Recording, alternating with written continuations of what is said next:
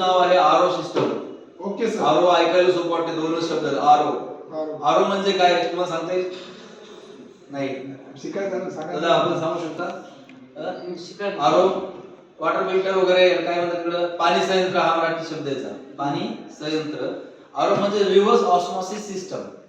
Reverse osmosis system. आता osmosis म्हणजे काय सगळ्यांना मिळेल, गुगल पण आहे.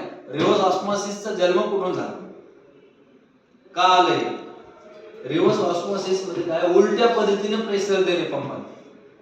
समुद्रामध्ये लांब टूरला लोक जायचे, 4 महिने 6 महिने. मोठा प्रश्न होता, पाणी भेटत नव्हतं समुद्रात पिण्याचं. गोड जवळ जो काही स्टॉक असायचा तो संपून जायचा. मग तिथून याच्या संशोधनाला सुरुवात झाली आणि मुळामध्ये हे अमेरिकेचं संशोधन आहे, आरो सिस्टम रिव्हर्स ऑस्मॉसिस. तर त्याने त्या पाण्याला उलट प्रेशर दिलं पंपाद्वारे आणि अनावश्यक घटक दूर केले आणि पिण्यास योग्य जे पाणी आहे हे या सिस्टम मधून त्यांना पिण्यास मिळालं. आणि ते आज आपण बिस्लरी पाहतो, तर तिथं जे सिस्टम चालतं त्याचं नाव रिव्हर्स ऑस्मॉसिस सिस्टम. पण मुळामध्ये याची जी सुरुवात झाली ही समुद्रातून गरज शोधाची, ज्यांनी काय गरज, जर खरंच एखाद्या गोष्टीची गरज पडली, माणूस हातपाय हलवतो आणि प्रयत्न करतो आणि त्याचा शोध लागतो. तर ही रिव्हर्स ऑस्मॉसिस सिस्टम तिथं सुरू झालेली.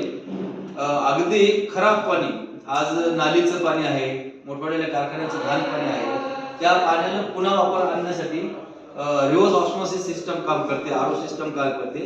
ते छोटंसं घरगुती बिस्लरी प्लांट आहे. त्याची कॅपॅसिटी तासाला 6 लिटर पासून तर 12 लिटर पर्यंत असते.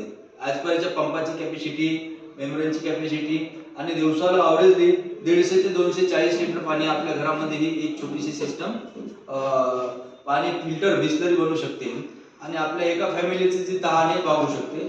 तर आपण याच्यामध्ये काय काय आहे, हे कसं बनवलं जाते, हे तुम्हाला बनवता येईल कसं, स्वतःची कंपनी तुम्हाला कशी टाकता येईल आणि तुम्हाला याच्यातून लोकांना चांगलं पाणी कसं पाजता येईल आणि दूषित पाण्यापासून होणाऱ्या आजारांना तुम्ही भारतामध्ये जे दूषित पाण्यामुळे 90% आजार होतात, त्या आजार तुम्ही दूर करू शकता.